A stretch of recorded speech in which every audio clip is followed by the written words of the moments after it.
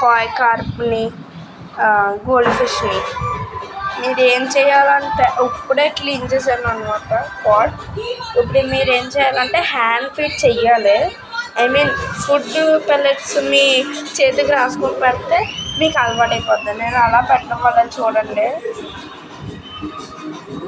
చూసారా, నన్ను పట్టుకొని వస్తూ కూడా. సో చాలా ఫ్రెండ్లీగా ఉంటాయి. గురామిస్కు అది పనిచేయదు. Only I'm saying that only for koi carp it will work. If you keep some koi pellets, food on your finger and dip it in the water, and they will get like a feeling that you're friendly with them. And see, I tried my coin like that.